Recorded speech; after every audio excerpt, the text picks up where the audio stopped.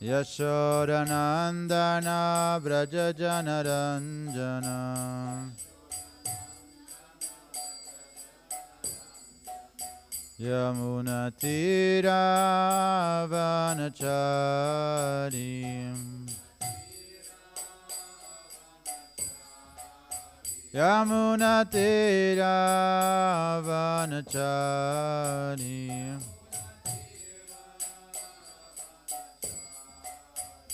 Jaya Radha Madhava Kunja Bihari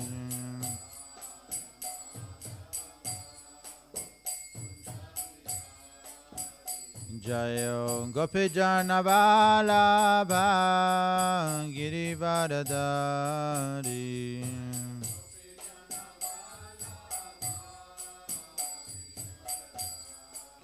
Yashodanandana Vrajajanaranjana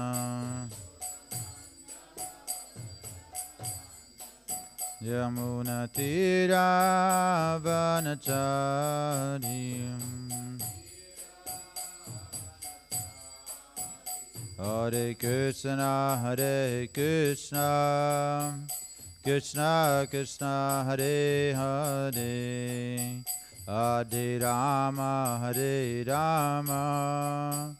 Rama Rama Hare Hare Hare Krishna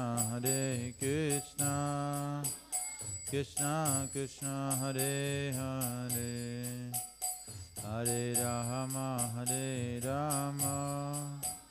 Rama Rama Hare Hare Hare Krishna Krishna Krishna Hare Hare Hare Rama Rama Rama Hare Hare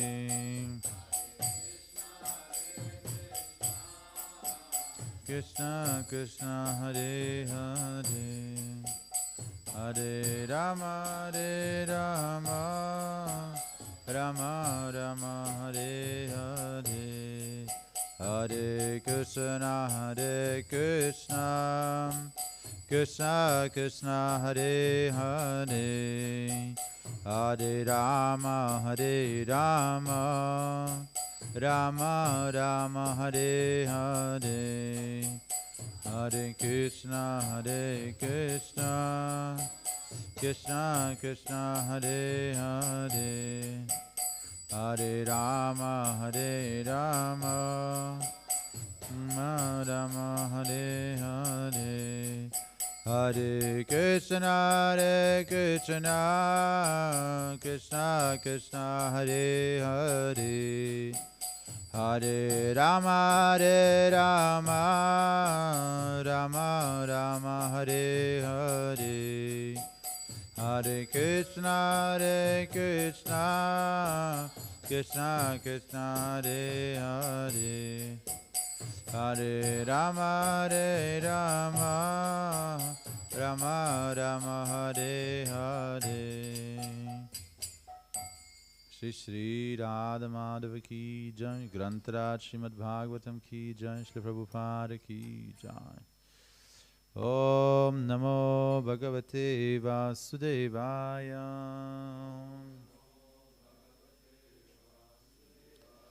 Om Namo Bhagavate Vasudevaya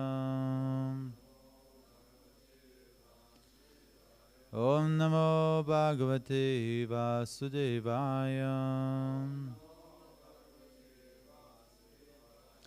Narayanam Namaskritya Naram Chaiva Narottamam Devim Saraswatim Vyasam Tato Jayamudhirayed. Before one reads from the Śrīmad-Bhāgavatam, one should offer respectful obeisances to the Supreme Lord, the Supreme Human Being, Narayana Rishis, the Goddess Sarasvati, and Vyasadeva, the compiler of this book. Hare Krishna. So I think most people speak English, no? Hast du eine deutsche Aufgabe, Kishorikund? Hast du schon, oder? Okay. So we speak in English.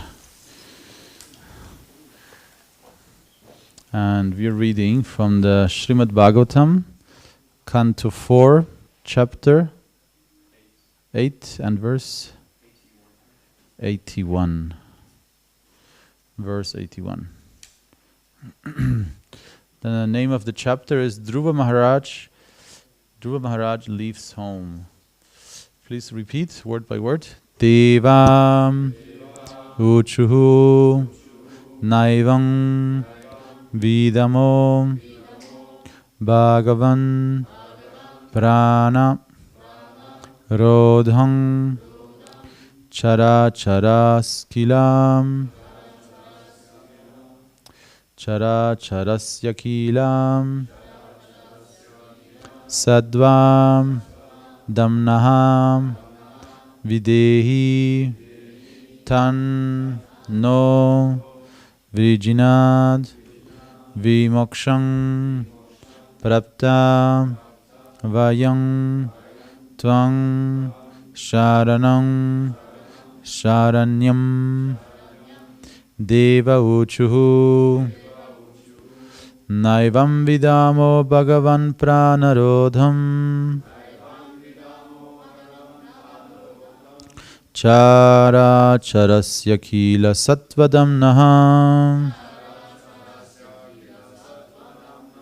Videhitanno Vrijinad Vimoksham Prapta Vayam Tvam Sharanam Sharanyam Deva Uchuhu Naivang Vidamno Bhagavan Pranarodham Chara Charasya Kila Satvadamnaham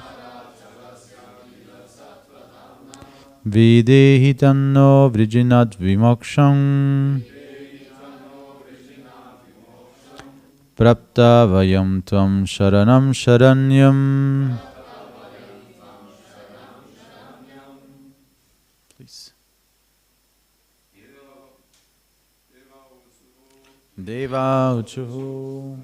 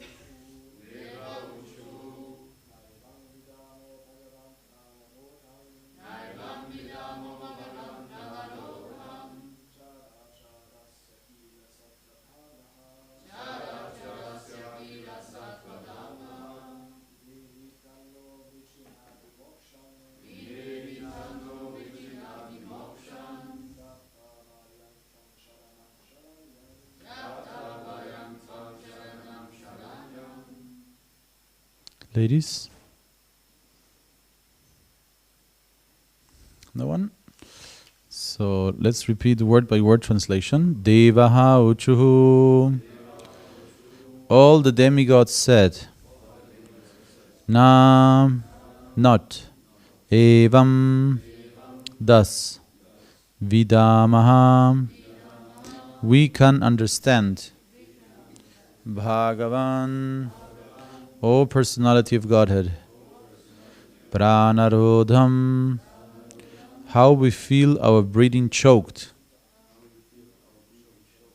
Charam, moving, Acharasya, not moving, Akila, universal, Sattva, existence, Damnaha, the reservoir of, Videhi, kindly do the needful. Tat, therefore. Naha, our. Vrijinat, from the danger. Vimoksham, liberation. Praptaha, approaching. Vayam, all of us. Tvam, unto you. Sharanam, shelter. Sharanyam, worthy to be taken shelter of. Translation and purport by His Divine Grace A.C. Bhaktivedanta Swami Śrīla Prabhupada Ki Jai. The demigod said, Dear Lord, you are the refuge of all moving and not moving living entities. We feel all living entities to be suffocating, their breathing process choked up.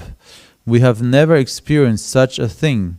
Since you are the ultimate shelter of all surrendered souls, we have therefore approached you. Kindly save us from this danger. Purport. Dhruva Maharaj's influence attained by executing devotional service unto the Lord was felt even by the demigods who had never before experienced such a situation. Because of Dhruva Maharaj's controlling his breathing, the entire universal breathing process was choked. It is by the will of the Supreme Personality of Godhead that material entities cannot breathe, whereas spiritual entities are able to breathe. Material entities are products of Lord's external energy, whereas spiritual entities are products of the Lord's internal energy. The demigods approach the Supreme Personality of Godhead, who is the controller of both kinds of entities, in order to know why their breathing was choked. The Supreme Lord is the ultimate goal for the solution of all problems within this material world. In the Supreme World, in the spiritual world, there are no problems, but the material world is always problematic. Since the Supreme Personality of Godhead is the master of both the material and spiritual worlds, it is better to approach Him in all problematic situations. Those who are devotees, therefore, have no problem in this material world. Vishwan Purna Sukhayate Chaitanya Chandramrita. Devotees are free from all problems because they are fully surrendered unto the Supreme Personality of Godhead. For a devotee, everything in the world is very pleasing because he knows how to use everything in the transcendental loving service of the Lord. Om Agyana Timirandasya Gyananjana Shalakaya Chakshurum Militam Yena Tasmai Shri Gurave Namaha Sri Chaitanya Manobhistam Stapitam Yena Bhutale Swayam Rupa Kadamayam Dadati Swapadantikam Vandeham Shri Guru Shriyuta Parakamalam Shri Gurum Vaishnavamscha Shri Rupam Sagrajatam Sahagana Ragunatam Vitam Tam Sajivam Sadvaitam Savadutam Parijana Sahitam Krishna Chaitanya Devam Shri Radha Krishna Padam Sahagana Lalita Shri Vishakam Vitamscha He Krishna Karuna Sindhu Dina Bandho Jagatpate Gopesha Gopipakanta Radhakanta Namostute Jayatam Surato Pangor Mamamanda Matirgati Matsarvasva Padambojo Radhamadana Mohanao Divyad Vrindaranya Kalpadru Madaha Śrīmad-Ratangara Simhasanasto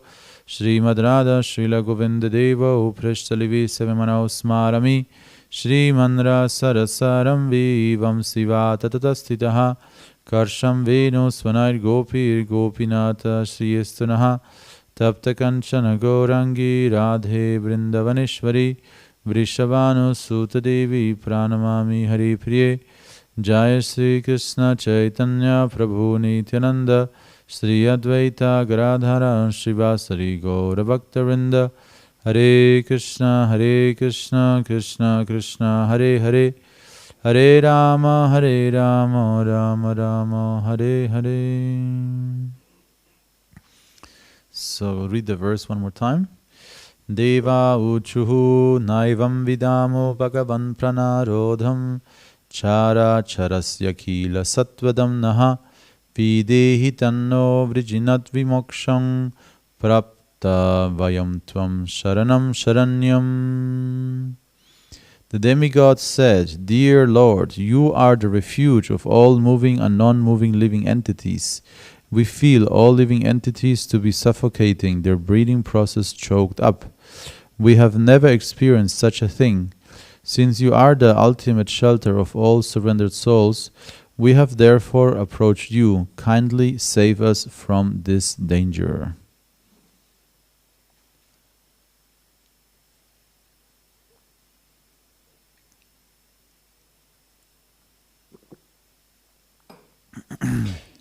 Hare Krishna. So, good morning.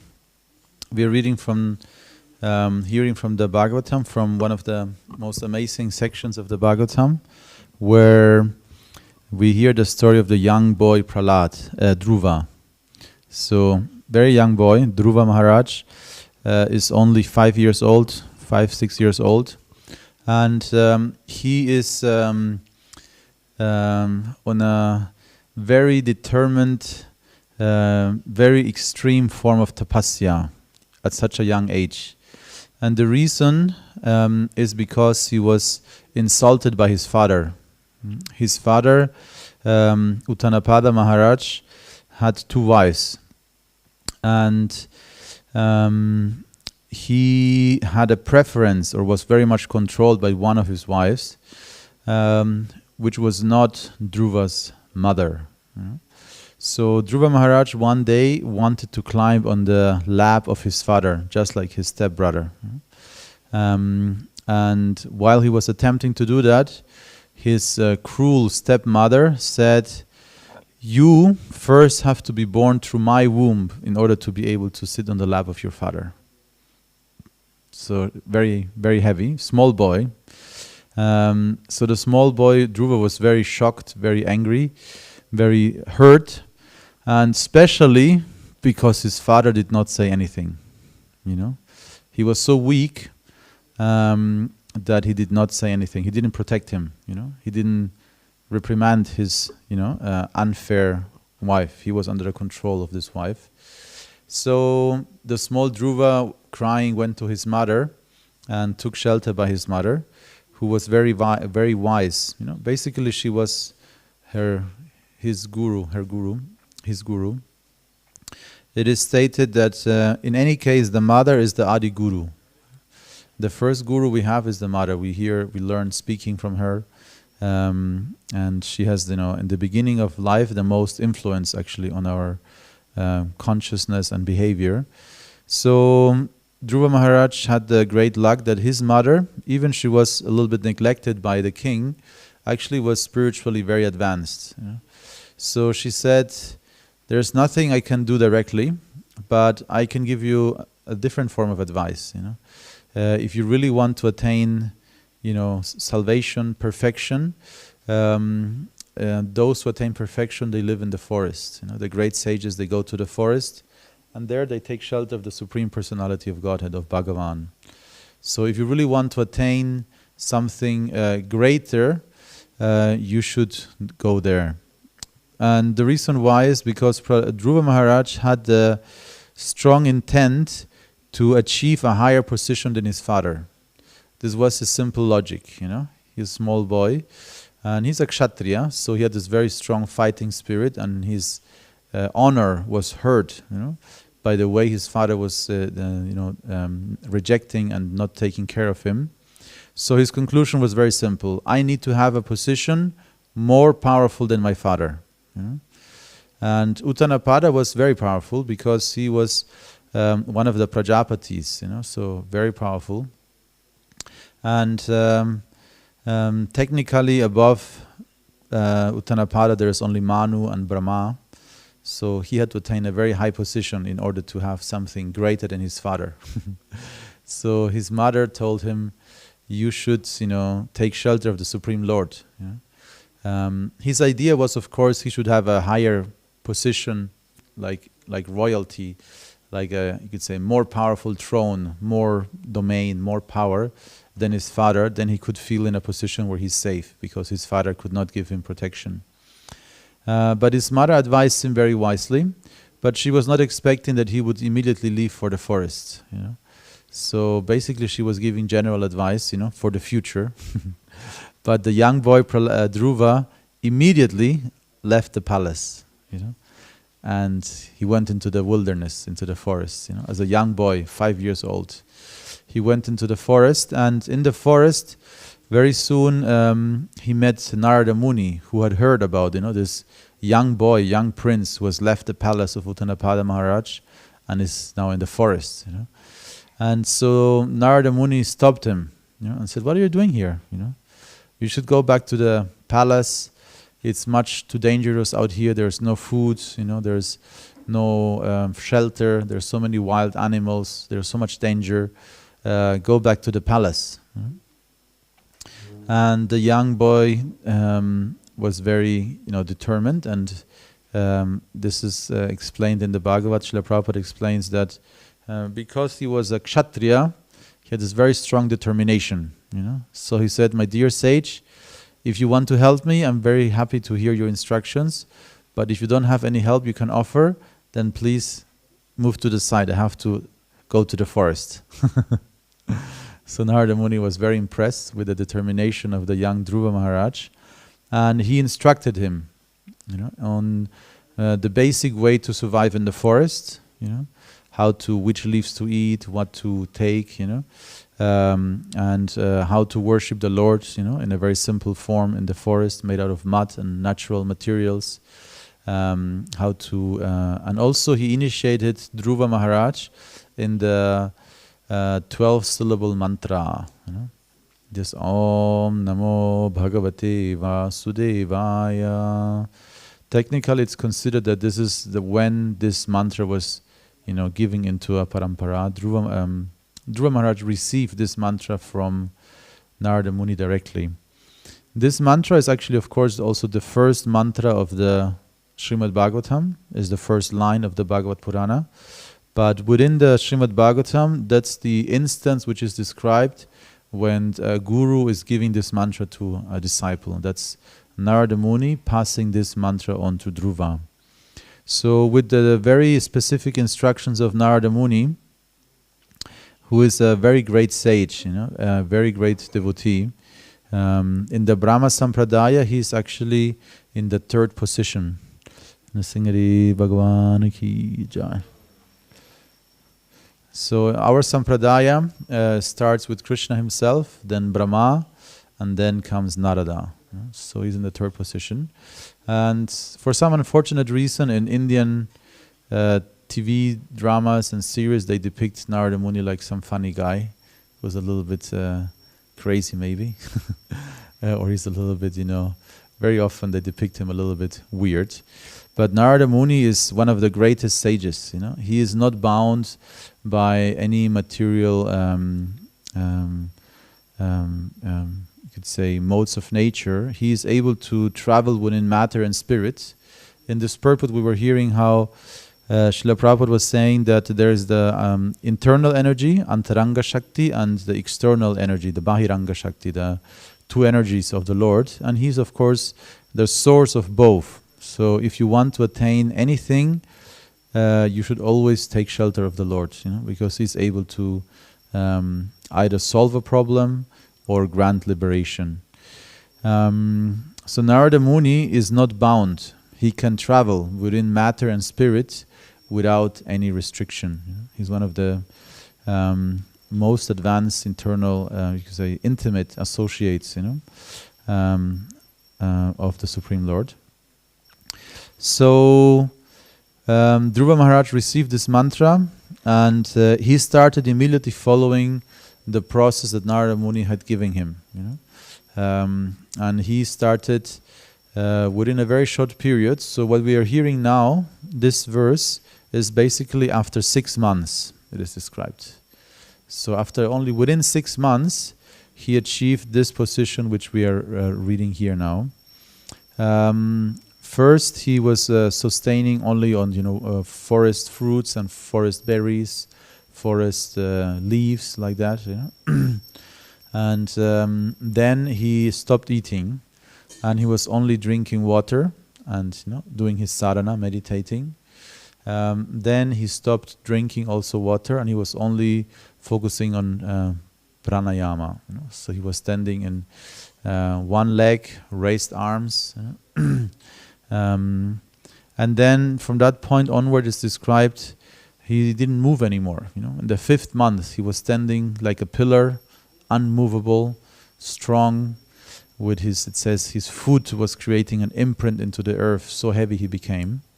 Or the previous verse was saying, Dhruva Maharaj became practically one in heaviness with Lord Vishnu. So his absorption and dedication was so strong while meditating on the 12-syllable mantra, Om Namo Bhagavate Vasudevaya. He became so absorbed that he was one in heaviness with Vishnu, so powerful. So his mere presence on the planet standing created an effect for the entire creation. It was felt by everyone. And then he even stopped breathing. So that's what we hear then. No? So he even stopped. He was able to achieve the perfection of pranayama. So pranayama, you might have heard, there's 2 main motions of air in the body, prana and apana. So when you inhale, prana is moving upwards, and when you exhale, apana is moving downwards, in the Shushumna Nadi, in the main energy channel in the body.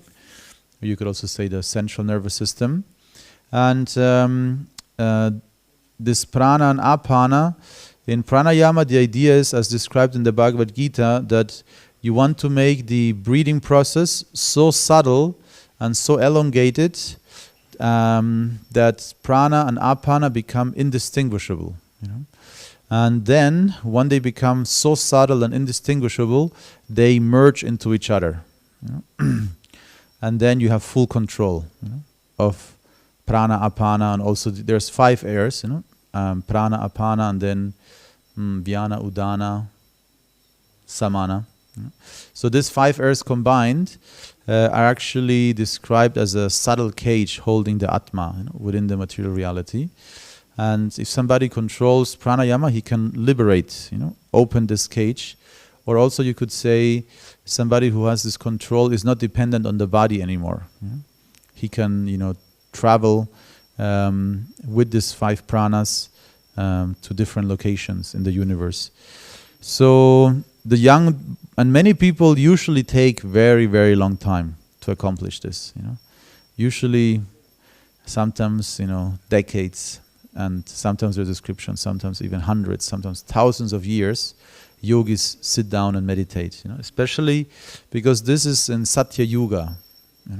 So in Satya Yuga, people have very long lifespan, and we have descriptions. For example, in the Treta Yuga, Valmiki Muni, he meditated for 60,000 years. And another section, we have the story of the Prachetas. They meditated for 10,000 years underwater. But this young boy achieved perfection in 6 months. So record, absolute record. 6 months, fully determined. And also, of course, because it's a combination of his innocence as a child, but also his determination as a kshatriya. And his ability to control or to merge prana and apana resulted in what's described here as prana rodham. Prana rodham. The whole universe was feeling choked. So the prana, he was so connected, so his tapasya was so powerful that not only was he controlling his own prana, he had an influence over the entire universe, the entire material creation. And then this verse comes. So here the devas are speaking. Deva uchuhu. So deva is translated here as demigods. Demigods. And sometimes I've read some Indian commentators, they get confused when Srila Prabhupada translates devas or devata as demigods. Because demigods usually in the Western language is used in the Greek mythology for when the gods come to the earth and they create progeny with normal humans, you know. Like, for example, very famous is Hercules, you know. So Zeus is very similar to Indra, basically, you know. He has a thunderbolt and, you know, is the king of the gods. And Zeus comes and then he has, you know, a progeny with a normal human being. And then Hercules is a demigod, you know, so half god, you know.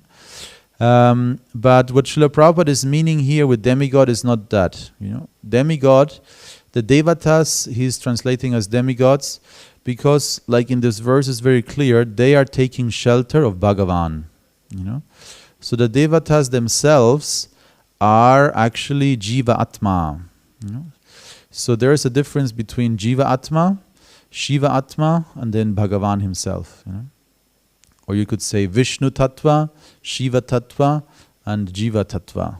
You know? So in the Bhagavad Purana is described very clearly with a mathematical formula.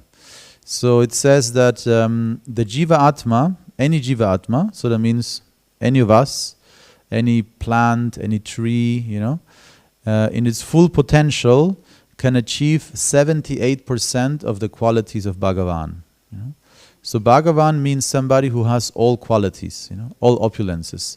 Sat Ashvarya Purna, you know, all wealth, all beauty, all knowledge, all renunciation, all popularity, all intelligence. I think that's it.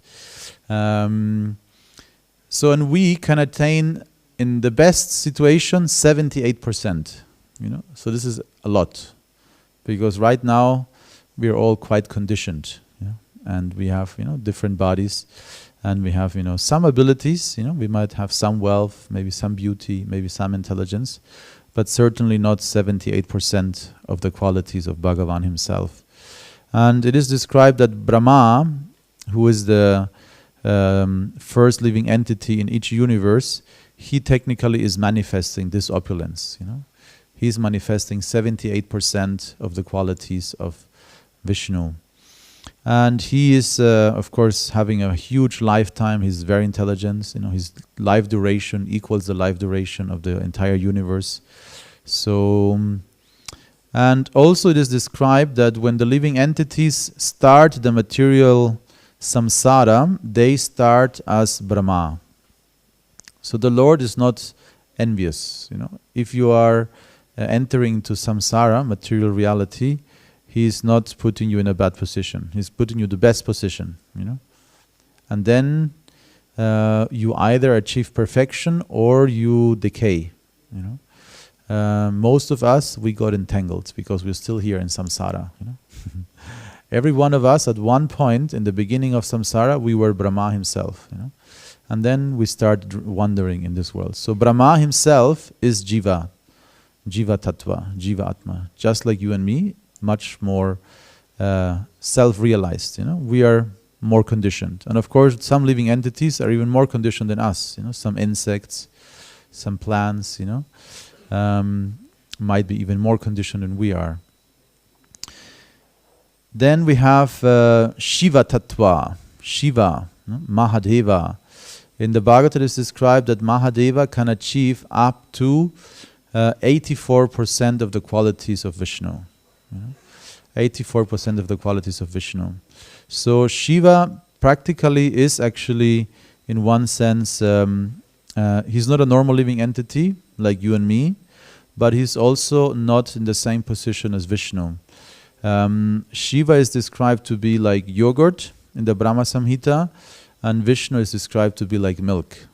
You know, so technically the same ingredients, but there is a difference. You know, and the difference is that Shiva is in direct touch with the material energy. You know? Durga Devi, Shakti, Parvati, Uma Devi, she is the material energy personified. You know, she is Durga Devi. She's holding us, you know, in this material reality. She has 10 arms, is protecting all 10 directions. And also, of course, she's Maya Devi as well. You know? So all of these forms of Shakti, Shiva is in direct touch. And therefore, he is different than Vishnu. There is a difference. Also, Lord Shiva, you will see Lord Shiva is always in a position of meditation. He's known as Adi Yogi. Adi Yogi. And in the Śrīmad-Bhāgavatam, Lord Shiva is designated as Vaishnavanam Yata Shambhu. Among all the Vaishnavas, Shambhu, Mahadeva, is the best. He's the greatest of all Vaishnavas. Or in other sections of the Bhagavatam, it is directly described that Shambhu Mahadeva, Hare Krishna. You can go to the altar, no problem. Mahadeva is always in meditation on Shankarshan. So there is the Chaturvyuha. There is Vasudev, Sankarshana, Pradyumna, and Aniruddha. These are the Chaturvyuha forms of Vishnu. No problem. We have to make a bigger hole. One devotee told us, your donation box is money unfriendly. You have to endeavor too much to put it in. And so, yes, Lord Shiva is always absorbed in meditation on Sankarshana. It's a very specific form of Vishnu, Sankarshan. You could also say Balabhadra, Baladeva is Sankarshan, Vasudeva is Jagannath or Krishna. And Shankara is always meditating on Balabhadra, on Sankarshan. And Jagannath Puri also, you can see the chart of the chariot of Balaram. You will see different forms of Shiva are also depicted there, like that. So Shiva is has also a form which is called Sada Shiva. So Sada Shiva is in the spiritual world and is fully Vishnu Tattva. So Rudra and Shambhu, Mahadev, within the material reality, Mahadeva, basically he's the lord of the material world, Mahabhuta, he's the lord of all living entities. And but there is an original form of Shiva within Vaikuntha, Sadashiva, and that form of Shiva is Vishnu Tattva as well. And then we have Vishnu himself, Vishnu himself in so many different forms of Narayana, in the primary Chaturvyuha, and then there is the original Chaturvyuha, and then beyond the original Chaturvyuha we have Ramachandra, then we have Krishna and Dwarka, and then we have Balaram. Balaram himself is expanding into all the different forms of the spiritual world. And Balaram also is expanding into all the entire spiritual reality. Prasadam, for example, the prasad of the Lord is considered to be non-different from the Lord because it's also Balaram. The mridangam, the instruments, we consider to be an expansion of Balaram. The temple itself is considered to be an expansion of Balaram. The shoes of the Lord, everything that is in direct use, direct service of the Lord is actually Balaram. And then finally we have Krishna. So all of these Narayana forms of the Lord are described in the Bhagavatam. They are 96% of the qualities of the Supreme. And Krishna is Supreme. Krishna has 100% unlimited, it is described. So therefore, the word demigod is used here. So demigod means none of all of this, unlimited forms of Narayana. They are, demigods are basically, you could say, like administrative positions, just like in the government. In the government we have, railway ministry and home ministry and family ministry and so many different ministries, to take care of all the different sections of the government. In a very similar way, within each universe, there are a certain amount of posts. You could say different countries, they all have different ministers, similar, Most countries that have railways, they will have a railway ministry, In a similar way, in all the universes, there's so many universes, unlimited Hiranyagarbhas, this is the golden, the universe are described as, they look golden from the outside. So there are unlimited universes, and all of these universes, are predominated by Brahma himself, in different quantities and qualities. So our Brahma is known to be Chaturmukha Brahma. So Chaturmukha means he has 4 faces, 4 faces. You could say the complexity of the faces represent the complexity of the universe. There is this very famous story of Brahma visiting Dwarka, described in the Puranas. Brahma is in Dwarka and he is asking audience of Krishna. And Krishna is asking which Brahma. And Brahma is a little bit confused. I mean, Brahma, the only Brahma in the universe, Chaturmukha Brahma. And then Krishna says, okay, let him in. So then Brahma comes in, and Brahma pays reverence, so he pays his obeisances. And as he's paying obeisances, he hears that not only his helmet is touching the ground, but millions of Brahmas are touching the ground with their heads. The only difference is he's the smallest Brahma. There are Brahmas with 10 heads, with 1,000 heads, with 1,000,000 heads is described, 10 million heads. And that means that these Brahmas, are representing a universe which is much more complex, much more bigger, much bigger than our universe here. So Brahma becomes very humble, like that. And all the devatas means the position of, let's say, Agni Dev, or Surya Dev. Surya Dev is the position. Surya Dev is not the name of the demigod. Vivasvan is the name of the demigod currently. So you might call the person, or minister, minister president, or prime minister. But the prime minister has also a name. Like in India, his name is Modi now. So. But before was a different prime minister, and maybe afterwards, sure, there will be some other prime minister. In a similar way, the position of the devatas are exchanged regularly. You can very clearly read this from the Puranas and from the Vedas. They're not eternal positions. They're just the positions are eternal, but not eternal occupants. You could say it's occupied by different entities at different times. Not only that, the Vedas have very clear descriptions how you can attain those positions. For example, it says, if you are 300 lives celibate, brahmacharya, 300 lives celibacy, you can attain the position of Vivasvan, or Suryadev. So that's very interesting. So that means that these are not eternal positions, whereas of course the position of Bhagavan is eternal. The position of Bhagavan is not at stake to be taken. The position of Bhagavan is already taken, you could say. You cannot become Bhagavan. If you become Bhagavan, you're not Bhagavan, because Bhagavan never left being Bhagavan.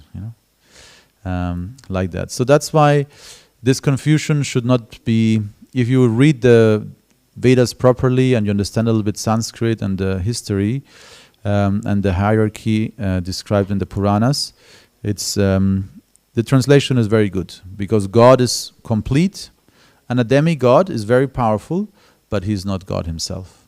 So that word demigod clarifies that very clearly. So the demigods, they are choking themselves. They are losing their prana. They cannot control their prana. Dhruva Maharaj is controlling the prana, including that of the demigods. So the demigods are now taking shelter of Vishnu and asking for protection. And there's a very nice play of words at the end of this Sanskrit shloka. It says, Sharanam Sharanyam. So Sharanam means to take shelter, and Sharanyam is somebody who's qualified to give shelter. So Bhagavan is Sharanyam, and even the Devatas, they take Sharanam, they take shelter in him. Why? Because he's Sharanyam. He's worth taking shelter of, because he's never conditioned by the material energy. He's never in a position where he would be conditioned or controlled by material circumstances. Yes, so let's see what time it is. Yeah, we can already ask questions if there are some questions. we can put questions or comments or anything. Otherwise, we'll end the lecture here. Sanjay Prabhu hat eine Frage. I heard this sometimes before, that if you are a celibate for 300 lifetimes, then you can become, for example, Surya. And I was wondering, how can you make such an effort? Like, we don't remember our last life, so like, how does that happen, that someone gets such a like? I don't remember having done it, so I don't. So I was just wondering, how does that happen? It must be very difficult, and how consciously can you? I mean, is it like some coincidence, or? I don't know, because but we know that in the Mahabharata, for example, there's a few instances where a sage or a guru is able to tell the previous life of somebody, you know, and according to that, they're giving advice, you know. Like, for example, Dhritarashtra, he was asking, I forgot whom he was asking, Vyasadeva. He was asking, why I'm blind, you know. I'm blind, I have 100 sons, I'm the king, you know, I could enjoy so much, but I'm blind, you know. Why? Why I'm in such a good position, and at the same time suffering, you know, so disadvantaged. You know? And then the answer was that 100 lives ago, when he was a kid, he purposefully, you know, after the age of 5, heard I think an insect even, you know, and he pinched the eyes of this animal, you know, in play, you know, very cruel play. He pinched the eyes of this animal, and then for 100 lives he was very pious. So 100 lives later, he got 100 sons because he was pious for 100 lives. He got a kingdom, but this karma caught up. So he was blind. You know? So the rishis, they're considered to be 3 kalagya, you know. And I can imagine after some time practicing celibacy, maybe you're also 3 kalagya, and then maybe you know. But there is described that Krishna, of course, is 3 kalagya. He knows past, present, and future. But many rishis and sages are also described to be 3 kalagya. So maybe like that. Yeah. Yes, you can take the mic. Then because we are in live, then the people who are in the internet, they can also hear your question or comment. Just the question continuation of him, like. So these 300 lives is like continuous one after another, or like it can be? As far as I understand, yes. Okay. Without interruption. Okay. Otherwise, you start from the beginning. Okay, so it seems to be very, very possible. I think. To try from the next life. Okay, thank you. Hare Krishna. Yeah. Online-Frage? There's a comment and question by Shirin Mataji.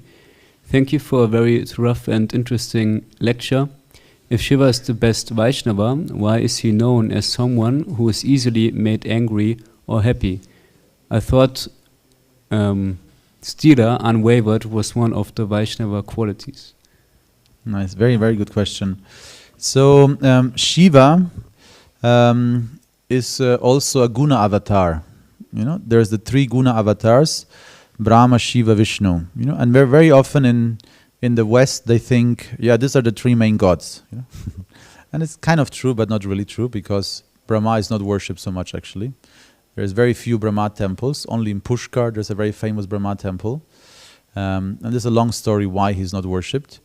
But Shiva and Vishnu, of course, are very widely worshipped, and Shakti are worshipped also a lot. These are the 3 main, you know, you could say traditions or paramparas that are common. And Shiva is actually in that list of 3 because he's a guna avatar and he's controlling the mode of ignorance. You know? So the wrong conclusion is to think that he is in the mode of ignorance. You know? He's not in the mode of ignorance, he's just controlling the mode of ignorance. You know? In the same way like Vishnu is controlling the mode of goodness, but he's not in material goodness. You know? And also Brahma, he's controlling passion, but technically our Brahma is considered to be a pure devotee. But actually in the case of Brahma, sometimes there are descriptions where he is overtaken, you know, by passion. But in the case of Shiva, very clearly it is described he is not in ignorance. And there's a very famous story just in the first part of this fourth canto of the Bhagavatam. We just, before Dhruva Maharaj, we were hearing that story for a few months of Daksha. You know, there's the Daksha ceremony, and everybody is how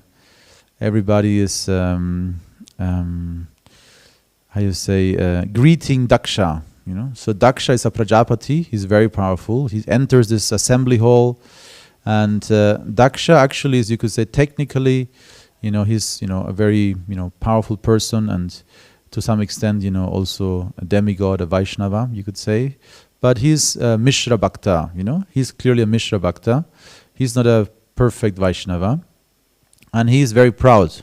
You know, so he enters this assembly hall, and everybody stands up and greets Daksha. Everybody greets Daksha, except Lord Shiva. You know? Lord Shiva is absorbed in meditation. He didn't even notice that Daksha came into the assembly hall. So he's sitting there meditating, and Daksha immediately notices and is very angry because of a family relationship he has with Shiva. You know? Namely, Shiva has married his daughter, you know, Sati, and Daksha is feeling that Shiva is my son-in-law, you know.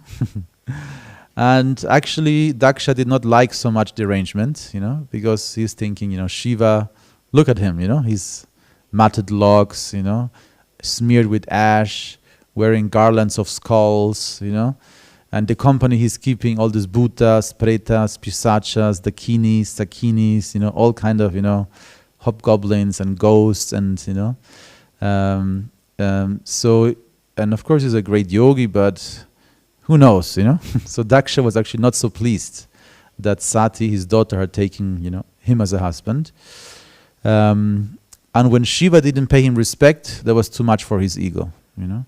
So his ahankara became fully visible and became fully angry, and started blaspheming Lord Shiva, you know, insulting Lord Shiva very heavily, and Lord Shiva did not pay any attention, you know.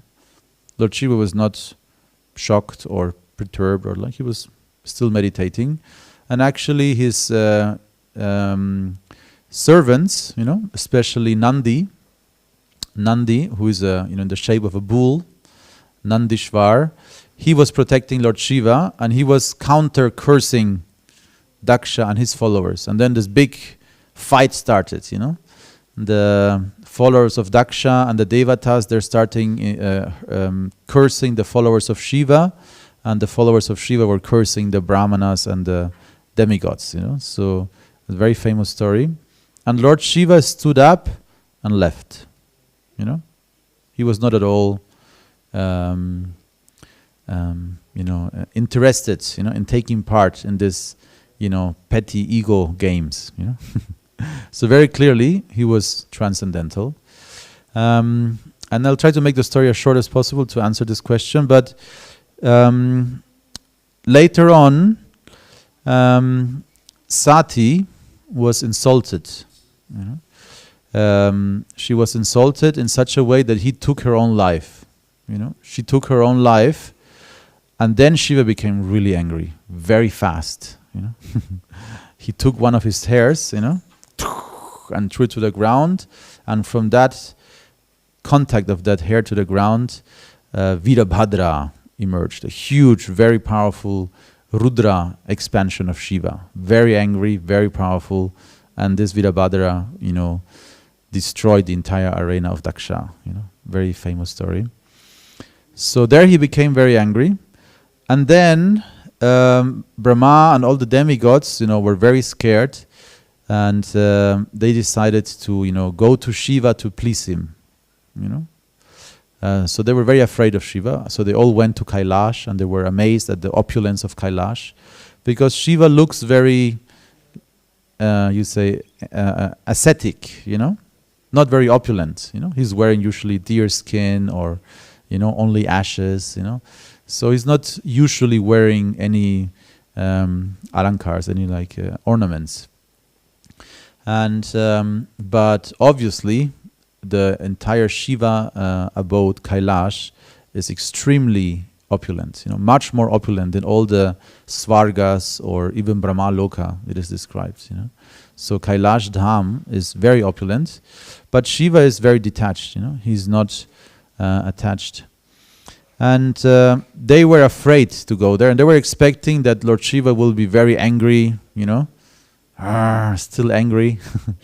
And they were very, slowly getting closer. And then they were surprised that Lord Shiva was sitting under a big banyan tree in the company of many great sages and yogis, and he was meditating, and it was very peaceful.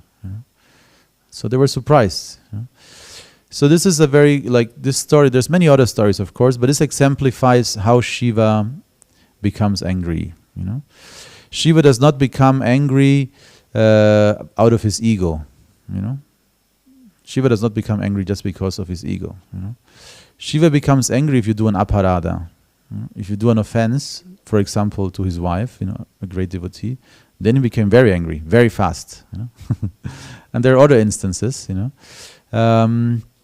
where he becomes, very angry when some demons, and this quality also is there in the Shaktis of Shiva, like Durga and also Kali.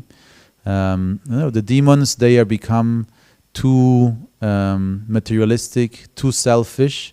Then Durga Devi or Shiva, they might be their devotees, but if they become too egoistic and too, offensive, then Shiva himself will take care of his devotee, or Durga also, Kali, very amazing stories, of how they punish, those who are, not behaving properly. So, yes, so you could say, in conclusion, you could say Lord Shiva, Ashutosh, the word Ashutosh, which is, referring to that, means somebody who's very easily pleased, so he's very liberal also. That's why even the most wretched people or ghosts, they all take shelter of Shiva, and Shiva does not see that they might have some, bad qualities at first. He's just giving them shelter. And if they behave too much, in the wrong way, then he will chastise them, So, in that sense, Ashutosh, he's not angry. And Srila Prabhupada also exemplified that very, very well. Sometimes in some disciples, there's this very, very famous stories where Srila Prabhupada was talking to a group of people, very happy, and then somebody came into the room who did something very bad. And Srila Prabhupada was very angry. His lips became blue, and he was screaming at them. And then when the person left, he was again calm.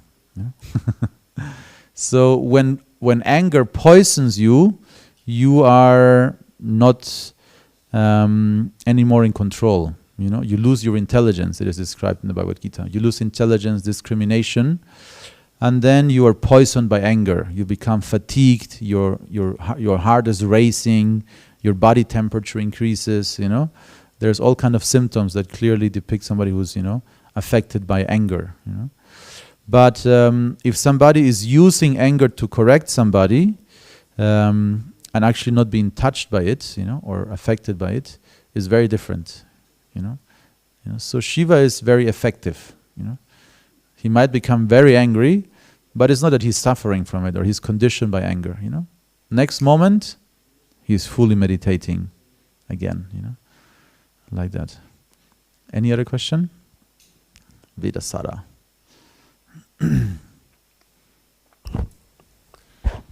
Thank you very much for the nice lecture, Govinda Prabhu. Welcome. Was machst du da für schöne Karten da? I ordered some pictures of Vishnu Tattva, and now I laminated them and I cut it out, and everyone who wants a reading mark can come to me afterwards. Ah, nice. Yeah. My question is, if it's so difficult to obtain a position like that of Brahma, that you have to undergo such heavy penances to achieve the results, the fruits of this position. Why do people do that? Because it's still in the material world and everything. Wouldn't it be more easy to go to the spiritual world? And why is that achievable? And yeah, very interesting question. It's because we are motivated by the result. You know, it's like many people have a better sadhana than devotees. You know, they wake up very early. You know, they work very hard.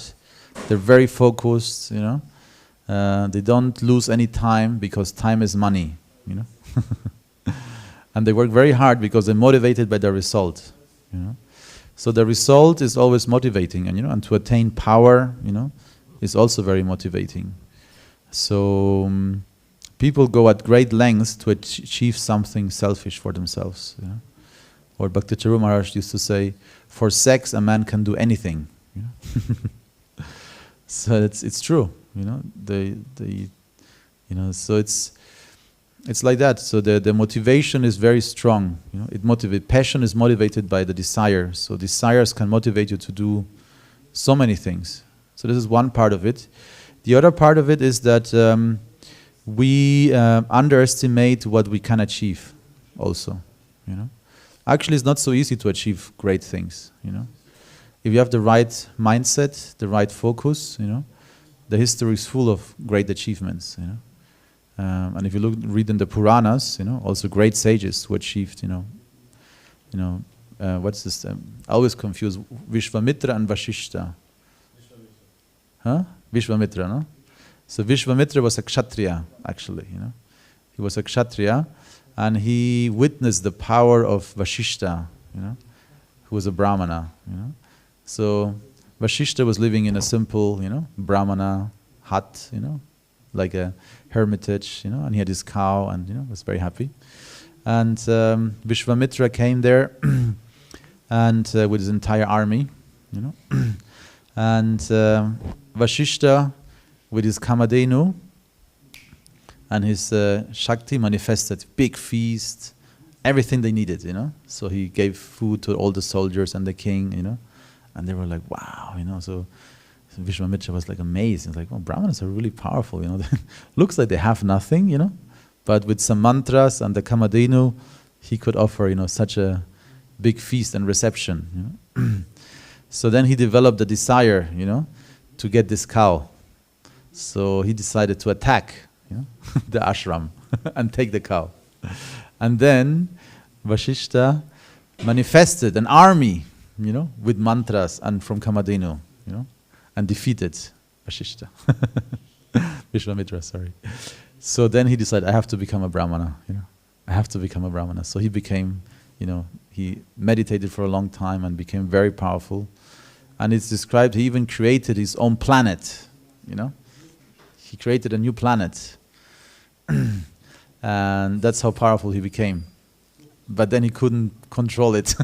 And then he asked Brahma, please take care of this planet we just created. So, but the point is that you can achieve so much, So, but desire is always, desire can create so much. If you focus on something, or even like impersonal liberation, is so difficult to attain. You need to detach from everything material. But many people have this tendency still, because to surrender fully their ego is more difficult for them. To just surrender the ahankara and to become a servant.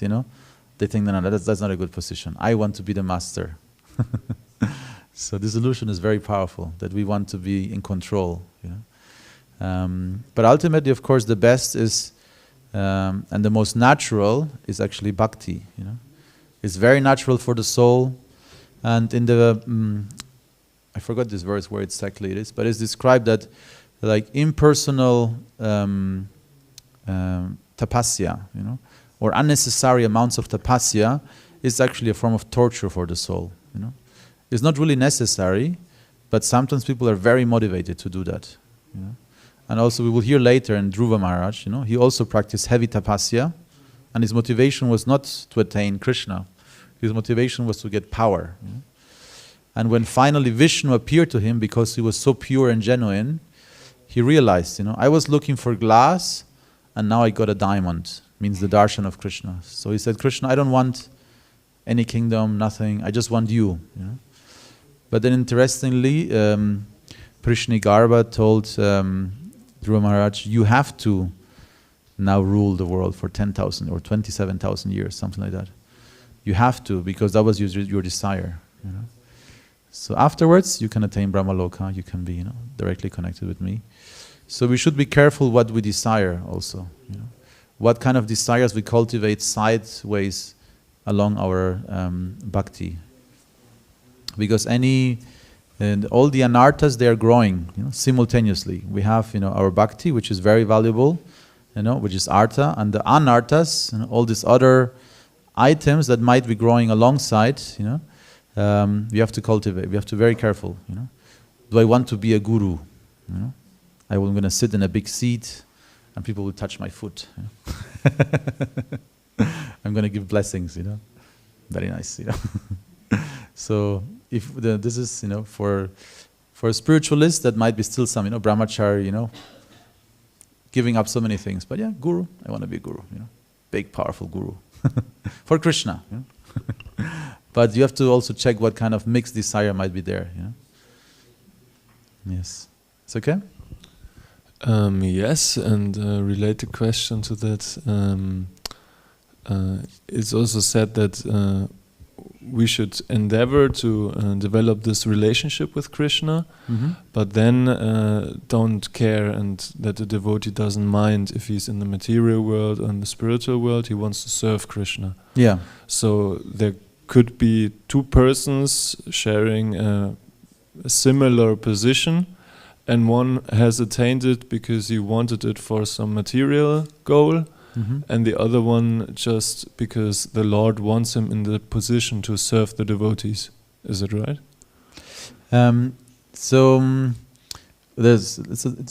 a long topic, but Indradjuna Maharaj asked Srila Prabhupada, how is it that a pure devotee, is actually missing Krishna if he sees Krishna everywhere?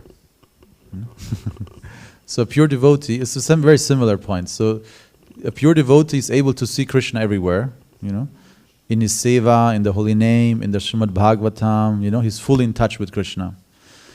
So how is it that he's experiencing separation at any point? Because that's clearly described, that the devotee is feeling separation. And Srila Prabhupada said, when you meet Krishna directly, you will understand.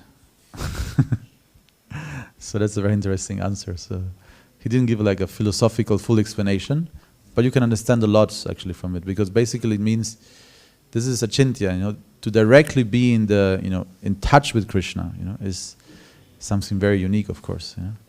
So it doesn't mean that the Bhagavatam is less, but by reading the Bhagavatam we can understand all his qualities, and you can fully experience Krishna by the Bhagavatam. But when you are directly in Sambandha, this is something very unique. And when you are in Viraha, it's considered to be even sweeter. And the Viraha, or the separation, enhances and makes the next Sambandha even better. So that's a spiritual relationship. It becomes deeper and deeper and deeper and deeper and deeper and deeper. Anandam Buddhivardhanam. It's an ever-swelling ocean of Ananda. So no position is wrong in connection to Krishna. It can only get better. Hilft es? Ja, thank you. Hare Krishna. Okay, letzte Frage. Hare Krishna, Prabhu. Thank you very much for the lecture.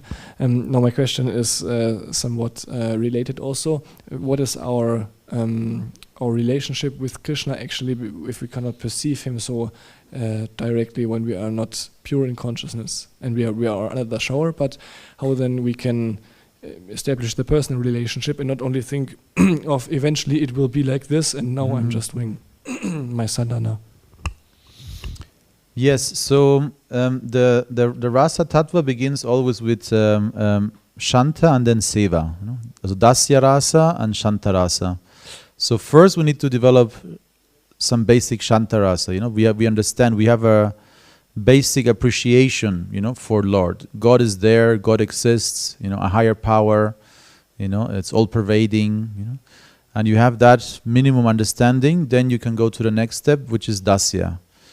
And dasya is fundamental for all rasas. You know, you do seva, you do work, you serve the Lord, and the remaining rasas, they manifest in time through the holy name. You know, the holy name is certainly our vehicle, you know, by which our relationship with Krishna is cultivated every single day, and by which also it will be eventually revealed. And in a little bit later part of the Śrīmad-Bhāgavatam, Srila Prabhupada recommends that if you have a natural, you know, attraction for some of the residents of Vrindavan, you should secretly, you know, meditate about them, while externally you're still performing your seva. You know?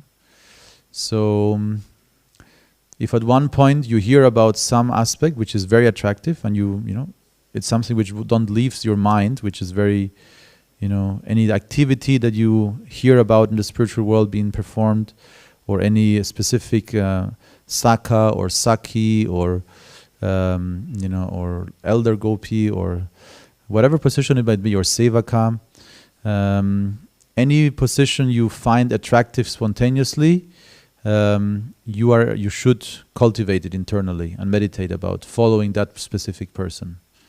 So that's the recommendation Srila Prabhupada gives, which is, you know, very generous. Yes.